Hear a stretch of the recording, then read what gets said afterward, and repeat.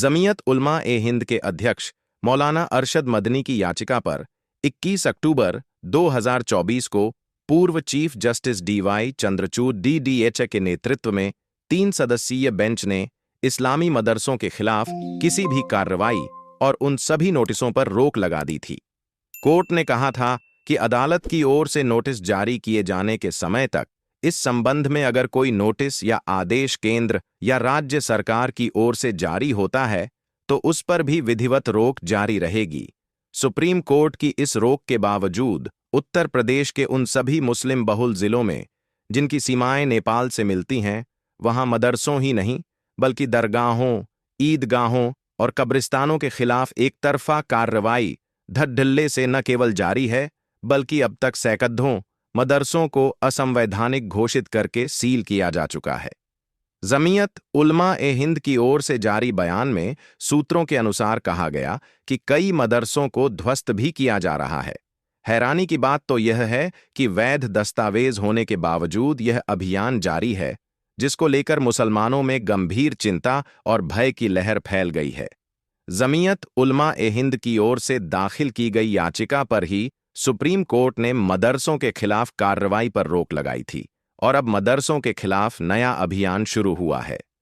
मौलाना मदनी ने कहा, जमीयत उलमा ए हिंद का मानना है कि पहले उत्तराखंड और अब उत्तर प्रदेश में असंवैधानिक घोषित करके मदरसों को बंद करने का जो अभियान शुरू किया गया है, यह बहुत घातक है।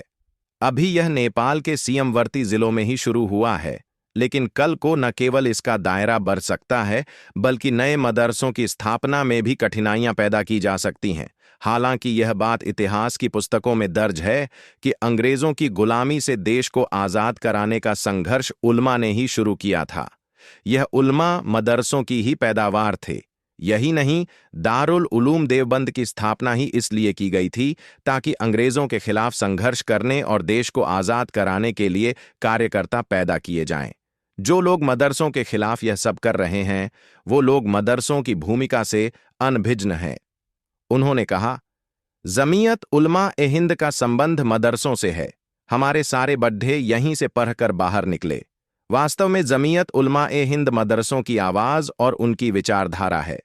सांप्रदायिक ताकतें इस इतिहास से भी अनभिज्ञ हैं कि ये मदरसों के उलमा ही हैं कि जब पूरी कौम सो रही थी तो उन्होंने देश को गुलामी से आज़ाद कराने का सूर फूंका था। जमीयत उलमा ए हिंद उसके खिलाफ अपना कटीढ़ा विरोध दर्ज कराने और मदरसों के जिम्मेदारों की सलाह और परामर्श की रणनीति तय करने के उद्देश्य से 1 जून 2025 को आजमगढ़ के सराय मीर में स्थित जामिया शरिया फैजाउल उलूम में मदरसा सुरक्षा सम्मेलन आयोजित करने जा रही है। अहम बात यह है कि इस सम्मेलन में सभी मसलक के मदरसों के जिम्मेदारों और ओहदेदारों को शिरकत की दावत दी गई है। सम्मेलन के आयोजन और प्रबंधन की पूरी जिम्मेदारी जमीयत उलमा उत्तर प्रदेश के अध्यक्ष मौलाना अशहद रशीदी को सौंपी गई है।